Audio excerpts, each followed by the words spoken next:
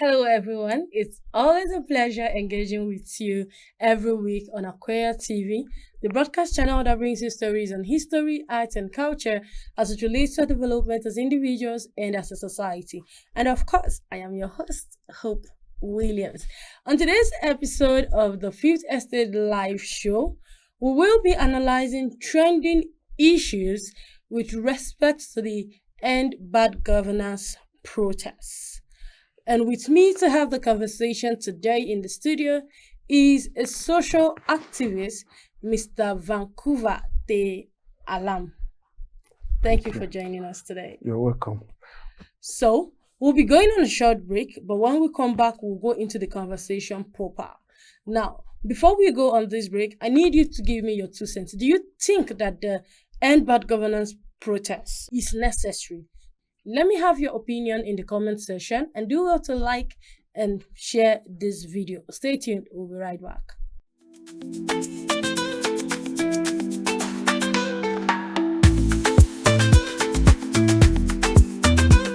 Hello everyone, I am Hope Williams and I'm your host on the Fifth Estate Live Show, showing every Thursday at 12 noon on Akweya TV on YouTube. Do well to follow us on all our social media platforms and join the conversation every Thursday by 12 noon on at akweyaTV.com on YouTube. Thank you.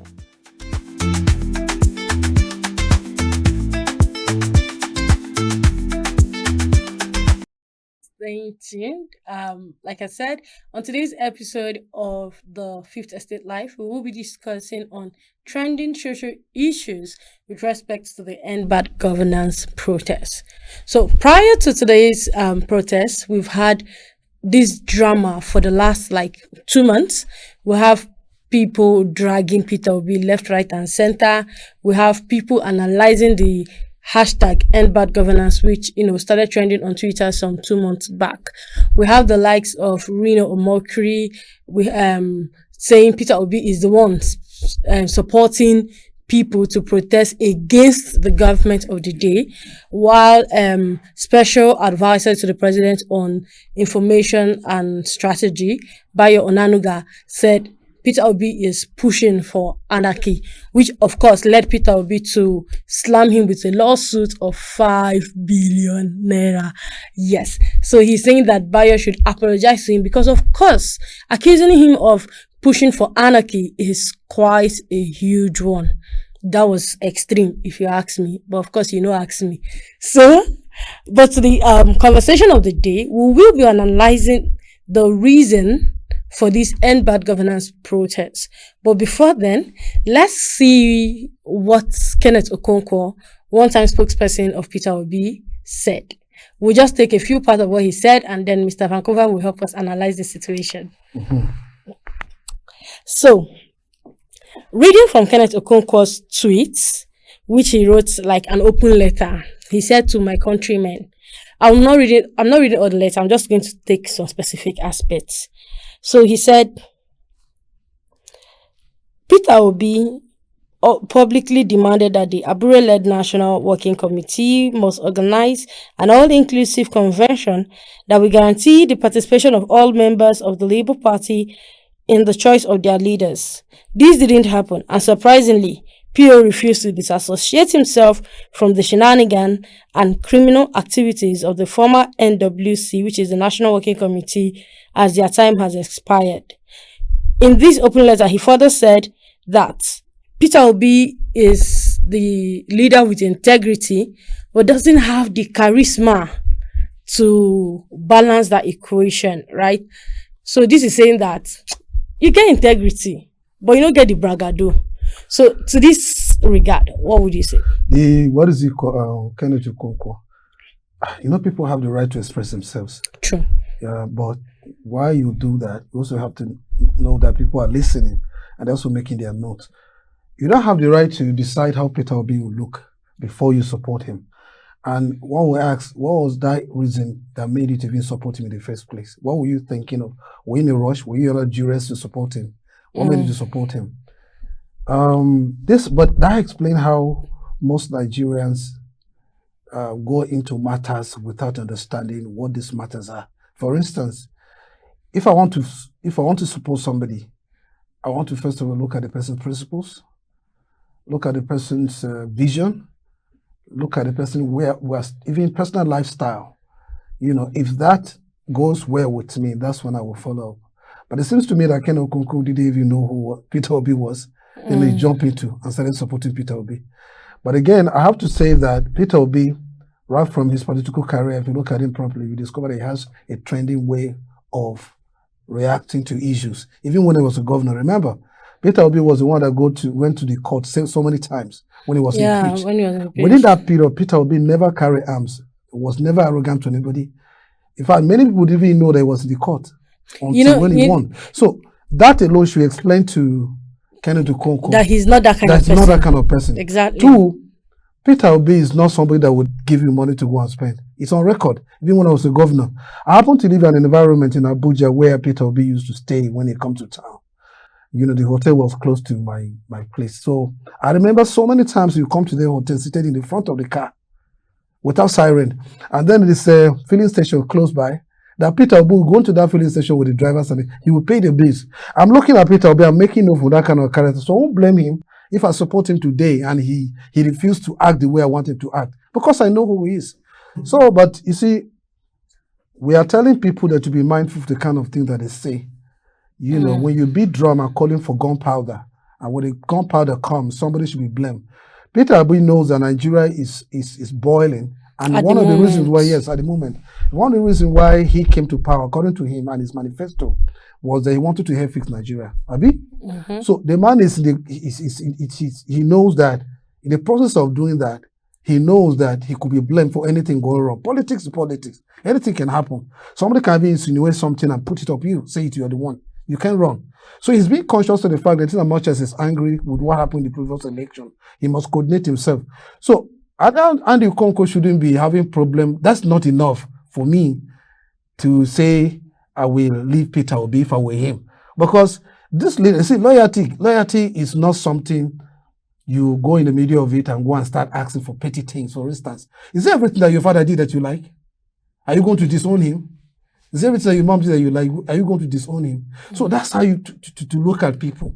If Peter Obi is not working the way you want him to work, I don't think right from the beginning you are not truthful to follow him. This is not enough for me for him to say he wants to leave Peter Obi. What do you want Peter Obi to do? Peter Obi to take to arms, to go to the street and start fighting everybody? Well, with the way Nigeria is going, one would expect that some persons become proactive. The proactiveness we're talking about is coordinating yourself properly to question why things are happening, which is everybody's right. But what I'm saying is that Peter Obi decide not to do that, what will you do? Nothing. He has the right to leave him. Yeah. But to me, personally, if I'm involved with somebody at that level and I want to leave him, I won't go to the media to make that kind of statement. I have the right, quietly, I'll say it's personal, and I'll walk away. Then I'm going to canvass and destroy his personal character before you leave. To me, that's assassination of his character. I'm telling you the truth, because I am sure many people who are following Peter Obi will be hurt by that statement. Yeah, a lot of persons. So if you go on Twitter for the last 3 days, it's been trending. People have so much to say against him. But Peter came online on Twitter and responded. And he said, see, it is okay. It is okay to have different views. So this is what he said. He said, yesterday, I read my brother Kenneth Okonkwo's open letter in which he expressed differing views with me on the skirmishes in our party. And today, I saw various responses to the letter. I want to therefore categorically and emphatically declare that Barrister Okonkwo remains my beloved brother and a trusted ally. I sternly caution against referring to him as a mole or making any negative remarks. Barrister Kenneth Okonkwo has stood by me through thick and thin, and his loyalty and commitments cannot be overrated or diminished. Disagreements and differing opinions are natural. They are a natural part of any group, society, and movement, and it is essential to maintain a level of respect and decorum when we disagree. He further said, having differing views does not make someone an enemy.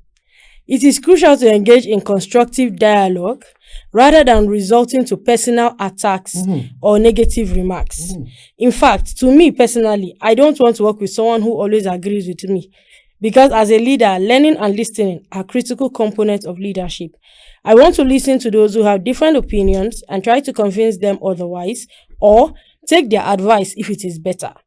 I urge all believers of a new Nigeria to remain strong, resilient, and focused, and to refrain from discouragement or negative remarks towards Barrister Kenneth Okonkwo or anyone who lives or disagrees with our views, strategy, and tactics.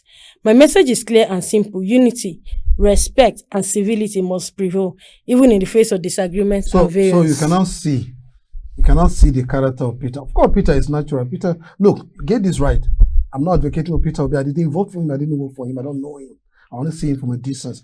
I'm just talking about the character of this person that Kenneth Okonkwo is talk about. But let me tell you, Kenneth Okonkwo, why he doesn't know is that he has given a very big chunk of meat, very fat meat, to the opposition. To his opposition. True. That's what I'm saying. That you don't need to destroy the man before you leave. True. Because people are waiting to validate the statement now. Of course, and people will give different opinions, different views about it. So why destroy the man before you leave? Because this is what his opponent was saying before now. And then you came out to say, and how close you were with Peter Obi, there is no way anybody would doubt what you have said. Exactly. So you can't do that. So to me, I keep telling people that if you disagree with people, you should have your opinion, but don't go and destroy the person's personal character and going as far as saying the kind of thing he has said. Kenneth Okonkwo, I think that his coming into politics has been so irrational.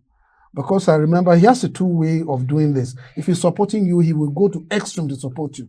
But if he doesn't like you, he will still go back to extreme to like. He did that when he was Buhari. I remember how, anywhere you go to in those times, I remember how he used to stand behind Buhari. He would talk about Buhari on national TV. And when he disagreed with him, he went back to the same opposite side of Buhari. And so he can't be doing that. People that is Nigerian politics. No, but you see, what about your integrity? Okay, for instance, I want to put you up as maybe as my PA or when I become a president. Abi? Now, seeing you behaving like this, what's giving me confidence to put you up? Because you destroy me if you disagree with me.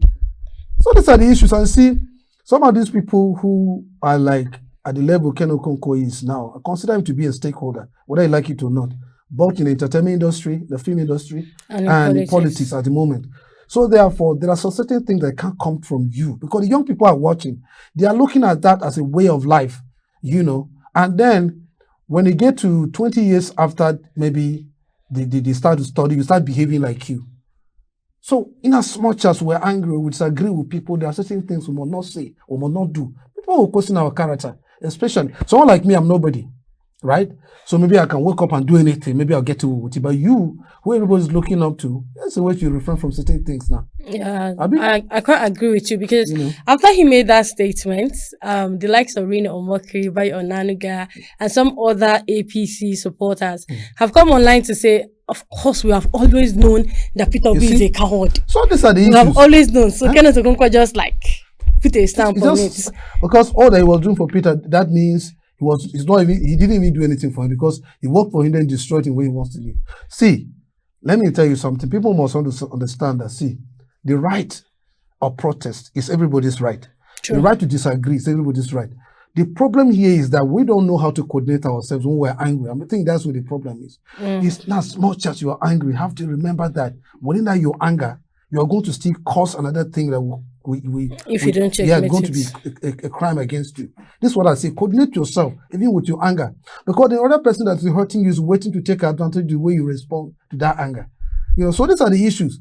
The talk of protest of people are talking about protest, right? There's nothing wrong with it. I've always said it. If you want to protest, coordinate yourself. Let's know your leaders. Let's know who's in charge of what. Let's know who is talking, who is the government negotiating with. Those areas has to be looked into. Sometimes we get so angry. We get so angry over situations and we don't remember that these are the main... Okay, let me tell you, when I was a student, we went for a protest. I come from that kind of background. Went for a protest, right? And the funny thing is that sometimes we rank people. This is just the truth. Some people you see on the street protesting, carrying placards. They don't even know why they're there. So a governor wouldn't mention his name here. We went. It's not in my state. We went, and these same people, the people on the local organizers, hired these kinds of people, and we went to the government house. The other one was carrying the placard upside down now. Yeah, we see a lot of them. The governor now looked at him. I knew he knew that the guy would be vulnerable. He looked at him and said, okay, Mr. Man, what's your problem? He said, well, I don't know what is the issue, but I disagree. You don't know what's the issue, but you are following everybody carrying placards. What is the issue?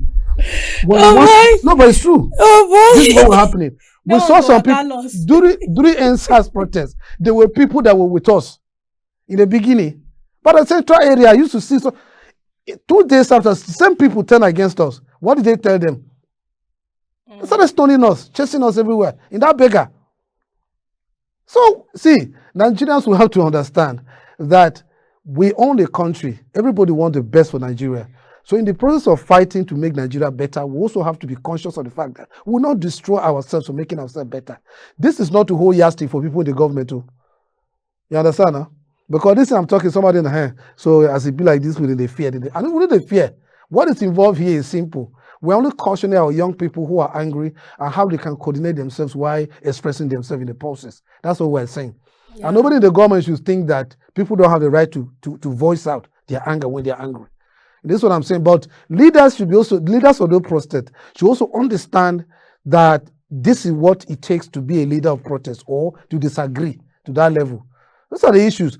I don't have a problem anybody protesting or anybody holding government accountable for whatever government has done wrong. There's nothing wrong. But in that process, how are you coordinating yourself is the issue. You see? True. So it is okay to protest, but please be law abiding. That is the issue. So there should be a boundary. There should be that line between protesting and exhibiting violence. Let me tell you another thing will shock you now. I'm saying this out of experience. So I don't just talk. People they will be say they make money from the protest. How does that happen? So, I will explain to you now. So this is what happens. There are some people who they are with you from the beginning. Okay. They will be in your meetings. They will be at all the forums and the planning stage and everything. But then the same people go back to government to go and tell them what the plan is about now. So they are some of them will be calling money. Yes, some of them will be calling money from the government to be part of you. To be so. This is the problem. So not everybody that you see the way we vote. You see the way we vote politicians. Somebody who has been with you right from the beginning of your political career to the point where you guys went to vote, will turn around to go and collect money from opposition and give it a reason that he has the right to resign from the party to go to another one. It's the same thing in protest. People there will say, when I go do everything, some of them will be collect money. Collect money to blackmail you. Blackmail you. All these people in government, how many of them, even the president himself, is a product of a protest now. From days of Nadeko to even Jonathan.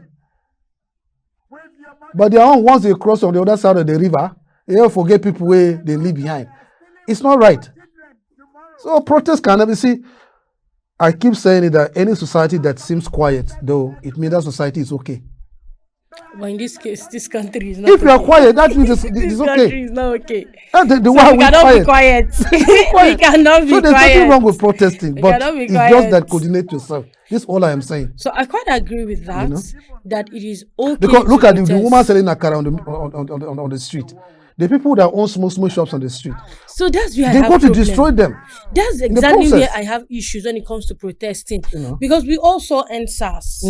We also end SARS. Though I will agree that the better part of the end SARS, the early days of the end SARS was non-violent. It was fine. Everything was going well. At the early stage, right? At the early stage. Along the line, we now start hearing stories of vandalism going on here and here. We hear that they are vandalizing here.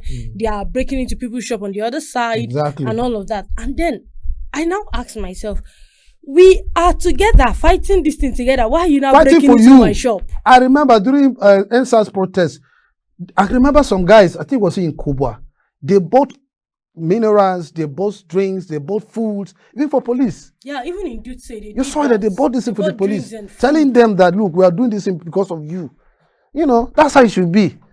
But then within some people will just take style, they try to Yeah, so I think if I wish actually that there is a way we can scrutinize these people, because you can't exactly tell people who are coming out to protest with you honestly and people who are coming out to who are real or not. Yes. Yeah. People, the criminal element.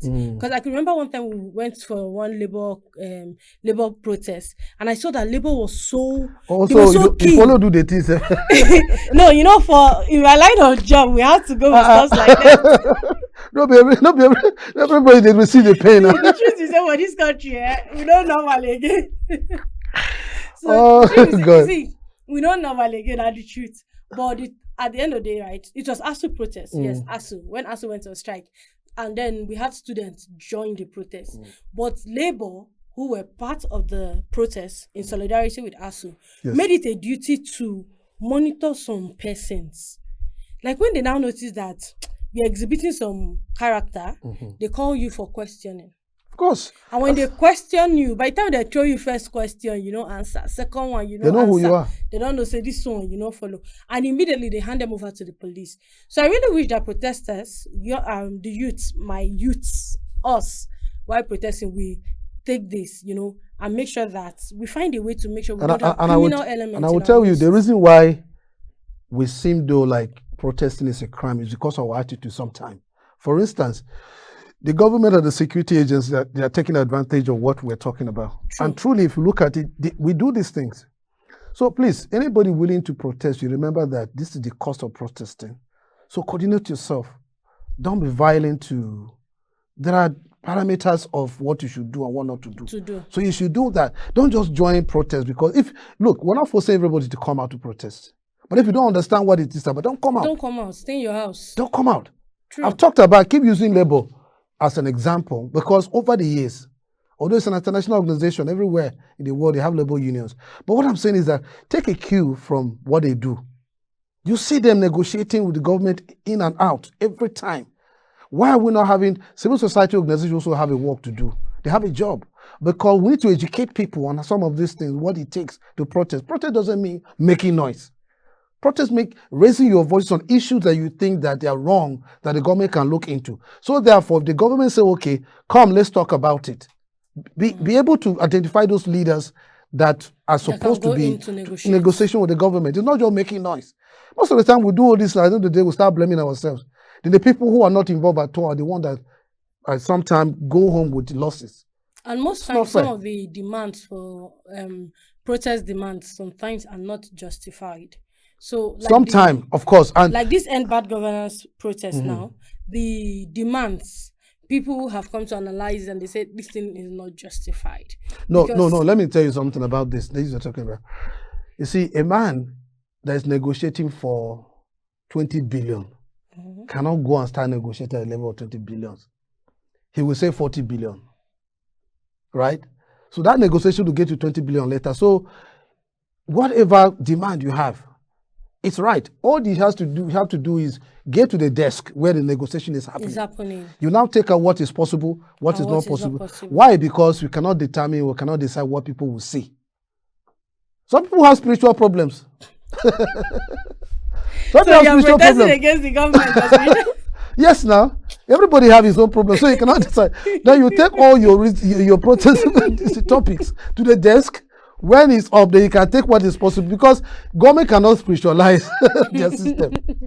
So it's been an interesting conversation so far in the studio of Akweya TV, the broadcast channels that brings the stories on history, arts, and culture as it relates to development as individuals and as a society. And of course, I've been in the studio with Mr. Vancouver Ter-Allam, and we've been discussing on the end bad governance protest and all the drama that comes with it. Of course, do well to leave your opinions in the comment section and do like and share this video. Stay tuned, we'll be right back.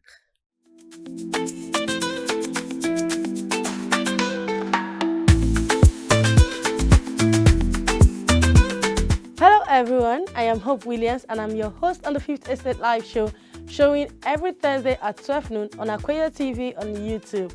Do well to follow us on all our social media platforms and join the conversation every Thursday by 12 noon on at akweyainfo.com on YouTube. Thank you.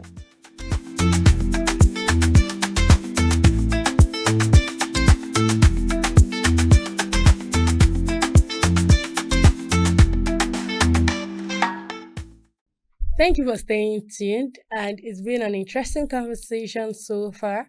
We're discussing the hashtag End Bad Governance protest and all the drama that comes with it, and along the line analyzing all trending social issues as it affects us as individuals and of course as a society. So, still on the issue of End Bad Governance and all the drama that has been coming with it, right?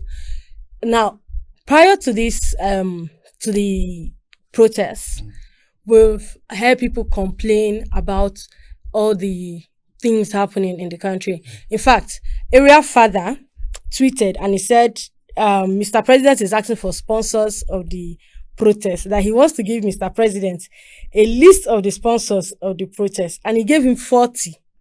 A whole 40. He started with hunger, inflation, fuel pump price, minimum wage, power or no light at all, bad road, budget padding, INEC rigging of election with impunity, highest cost of governance, highest bidders appointments, excessive borrowing for looting, crude oil thefts, non-functional refineries, excess electricity tariff, excess bank charges, resource control. He listed 40. So 2 days to end, or 3 days to end bad governance protests. We now saw on the news that federal government is proposing to sell 1 bag of rice for 40,000 naira. This is 1 bag of rice that we've been buying for 80, 70, and we've been complaining. 90. We've been complaining. Now they want to protest. Governments come, they say they want to sell rice for 40,000. And now it now begs the question, is it that our governments do not know what they are supposed to do?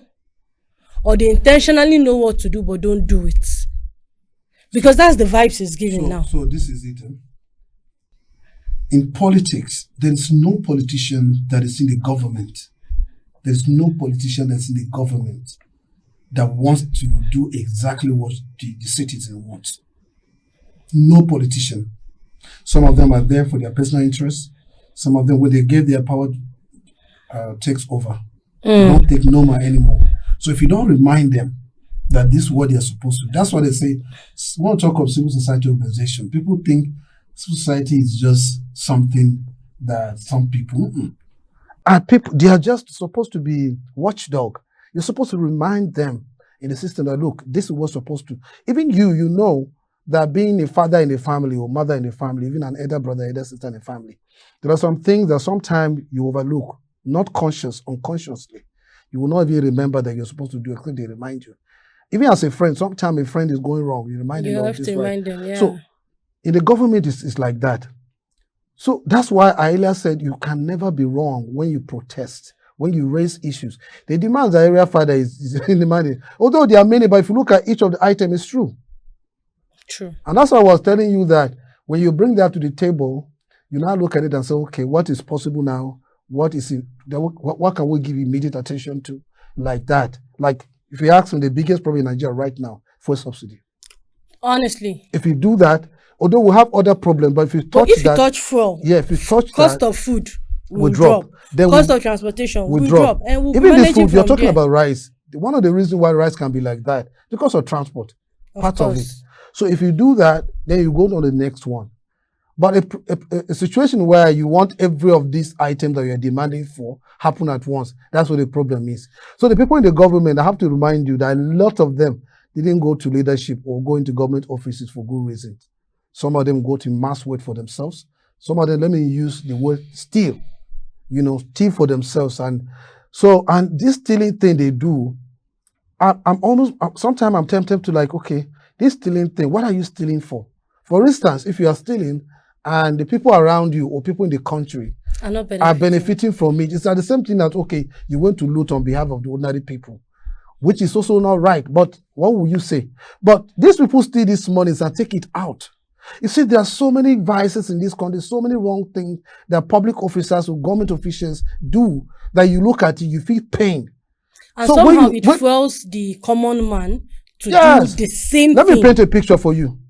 It's what nobody is paying attention to.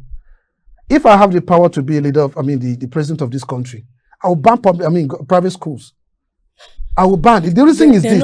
No, listen. No, let me explain to you. Everybody you see in the government position, including those people in the National Assembly, are product of public school. Why did they get to the position that they are as a governor, as a president, vice president, and all of this, ministers of education? They give no attention to public schools. All of them, you see, their children are schooling abroad. Another person in the street is supposed to be smiling. It is. You see, people say, okay, it's well with me. It is not well with me so long as my family or my friend or my neighbor is not well. This is what I keep telling people, because this is the security of the people. Because whatever happens to them directly or indirectly. What are you making money for? If your family, your friends, people around you can't benefit from it, what is your own richness all about? So this is the issue. But these people are not conscious of somebody saying, I'm mentioning. And you expect people to keep quiet. And you see, the worst thing that happened to this is that it makes government so attractive that everybody wants to be a politician. It's not normal. Everybody can be in politics. Everybody can be in government. I've been following out American politics. I see what they are doing. The donors, the people who donate for those candidates, they are not even into government. They are ordinary people, businessmen. All they want is that they will ensure that they are giving you this money so that when you come to power, set up policy that can make my business run. Trust. Of course. We don't do that in our country. And it's not that we don't know. We know. I'm talking like, I'm going to be shouting, talking like, because this is the only way you can express yourself when you're in that kind of condition. Because it's because most times we are selfish here. Over selfish. We are selfish here because if I donate to your political career, I am expecting you to pay me back. But you see, to them, it's an investment too. Yes, it's an investment. It's not supposed to be. For instance, how do they have it that some people elsewhere make money in their countries and send it to Africa or to Nigeria, for instance, for poor people? Meanwhile, Nigerians, no matter how they are rich, they hardly do charity. Imagine those billionaires that we have in this country. If 1 or 2 or 5 or 20 of them decide to say, okay, let's do charity. But we don't do it. So see, our wahala is too much. It's too much. Even the people complaining, some of them are complaining criminally. It is not with good intention. It's not with good intention. Because there was a time I saw somebody said, end EFCC, and I was like, excuse you? Excuse you? Why are we ending EFCC? My sister, forget to. People get problem in this country. And leaders, some of these leaders you see like that, there is just no way some of them will function well, because when you have too much to deal with, sometimes you get confused. You know.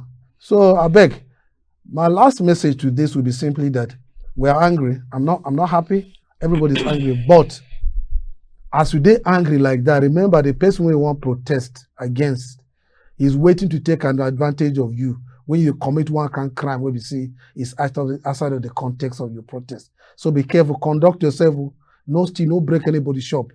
So that at the end of the day, and keep your records. Keep your records, carry your camera, so anything people are doing, to document it, so that when somebody decides to accuse you, you show the true picture of things.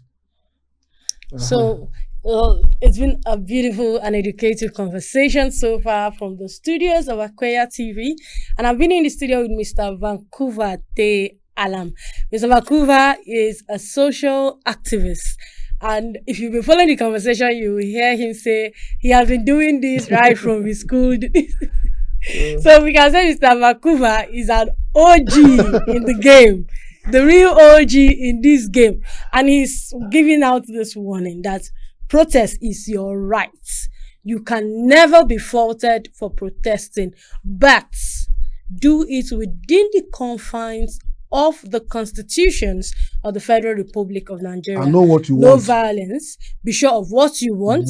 You be sure of who your leader is. In case there is an opening for negotiation, someone should be able to speak on your behalf, bearing your message and delivering it clearly, and do not exhibit any form of violence. See, we should learn from NSAS. Don't exhibit any form of violence. If you look around the FCT, you will see police officers, police operatives, you will see soldiers, you will see civil defense, almost in every nook and cranny of the FCT. And I am sure we have them across every other state. So be very mindful while protesting. Do not exhibit any form of violence. It's been a wonderful conversation, like I said, and I've been your host on the Fifth Estate Live, Hope Williams. Till we come your way again next time, do enjoy the rest of your day and stay safe. Bye-bye.